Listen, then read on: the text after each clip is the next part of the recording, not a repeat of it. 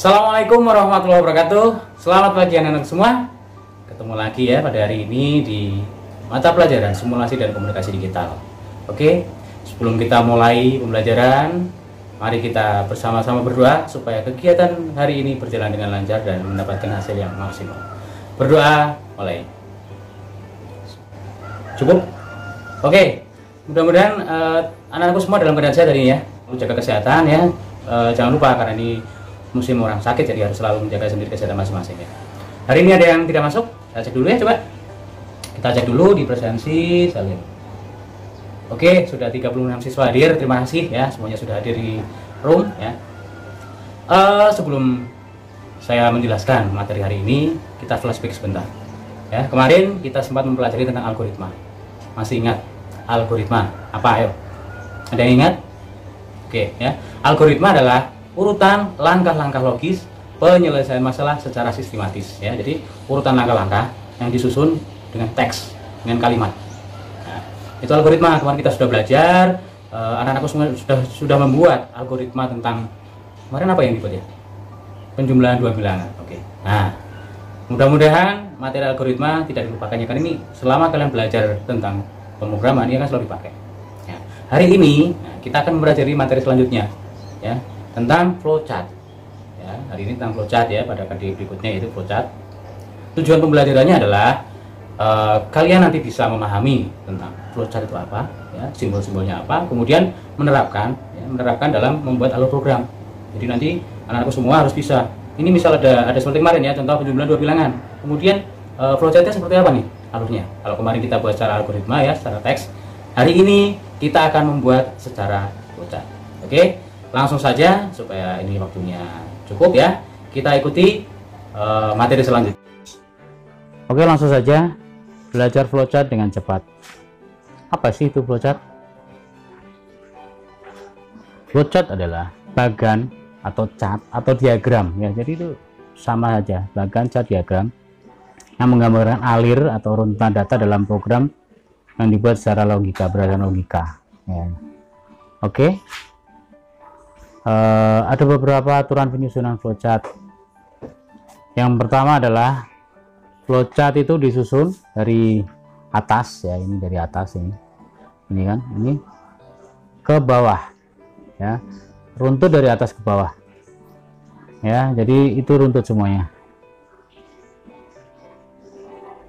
Berikutnya flowchart disusun dari kiri ke kanan. Jadi apabila dalam satu halaman itu ada beberapa list flowchart, itu cara penyusunannya adalah dari kiri ke kanan ya, seperti ini.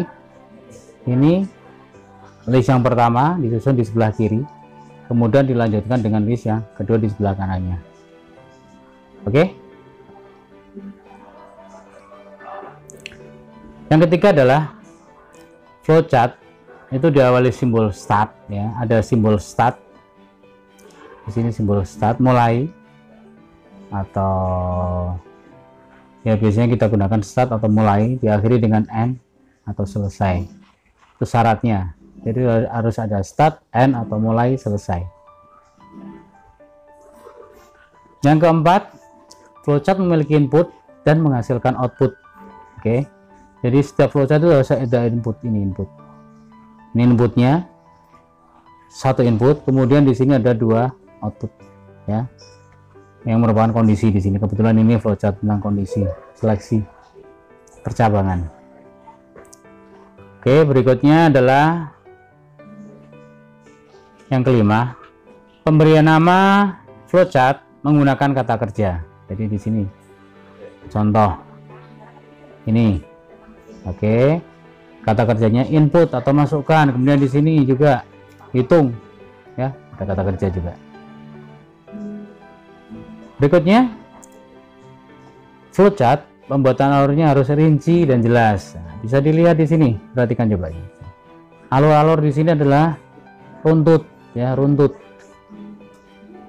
semuanya runtut ini, dan semuanya jelas. Bahasa di dalamnya jelas. Oke.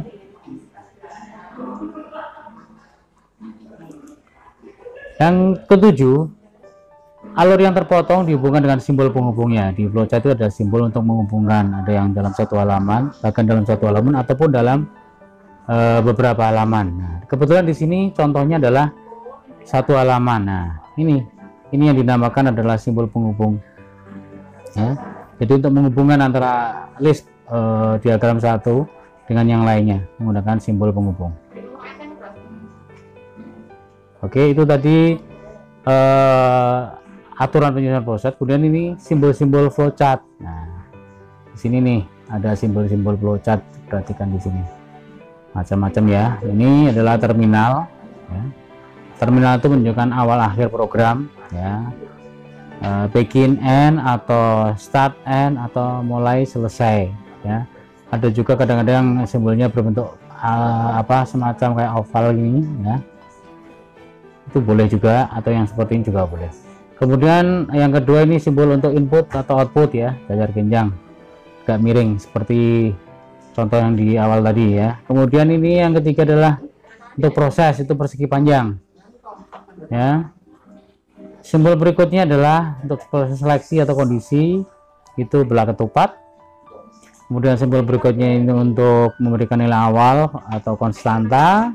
Nah, ini tadi yang kita pakai, yang ini untuk penghubung dalam satu halaman ya. Yang ini berikutnya ini untuk halaman yang berbeda ya.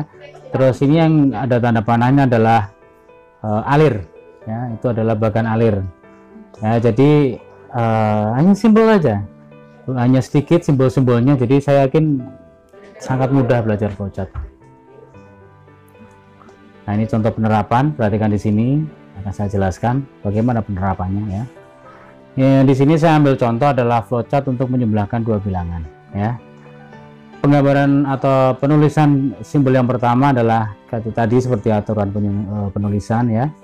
Itu diawali dengan start atau mulai ya. Ini start atau mulai, kita gambarkan dulu start atau mulai. Kemudian setelah itu kita tulis di dalamnya mulai atau begin atau start, pakai bahasa apapun ya. Kemudian alurnya kemana? Ke bawah, karena dari atas ke bawah. Kita gambarkan panah, ini panahnya ini ya, panahnya dari atas ke bawah. Kemudian kita perlu input di situ. Nah, inputnya apa? Karena penjumlahan dua bilangan, inputnya adalah bilangan 1 dan bilangan 2, atau di sini saya simbolkan bilangan A dan B. Nah, ini di sini saya gambarkan terpisah ya. Di sini terpisah. Padahal sebenarnya ini bisa dijadikan satu. Boleh digambarkan dalam satu input gitu ya, berisi bilangan input bilangan A atau B langsung jadi satu di situ ya, atau terpisah juga boleh. Nah, setelah itu kemudian apa? Karena kita mau menjumlah, masukkan prosesnya apa? Nah, prosesnya adalah hasil atau hitung atau apa, itu hanya variabel saja, boleh diganti-ganti ya. Sama dengan A plus B ya, bilangan A ditambahkan dengan bilangan B. Setelah proses, ingat syaratnya adalah harus ada output. Nah, outputnya apa? Ini adalah output ya. Outputnya yaitu menampilkan hasil perhitungan penjumlahan tadi, ditampilkan. Nah, setelah itu selesai, udah kan? Nah, simple, mudah, dan saya yakin teman-teman semua pasti memahami step by stepnya. Oke, gimana anak semua? Paham ya? Jadi seperti itulah flowchart, sama persis seperti algoritma. Hanya flowchart itu menggunakan simbol, sedangkan algoritma menggunakan teks. Gimana, ada pertanyaan? Jelas ya? Oke, kalau sudah jelas, jangan lupa ya. Jadi harus sering belajar tuh, dicoba di rumah penerapannya. Mungkin ada soal-soal apalah tentang program apa, dicoba dibuat flowchartnya, berlatih. Dan nanti kalau ada kesulitan silahkan WA boleh ya, melalui WA boleh silahkan ya, di WA tanyakan pada Bapak, nanti insya Allah kalau memang bisa Pak Agung jawab, langsung bisa Pak Agung jawab. Kalau tidak, nanti Pak Agung berikan referensi mungkin web atau apa yang bisa untuk membantu ya. Oke, begitu mungkin untuk pertemuan hari ini ya. Jangan lupa selalu jaga kesehatan dan sampai ketemu lagi nanti minggu depan ya. Terima kasih. Assalamualaikum warahmatullahi wabarakatuh. Bye.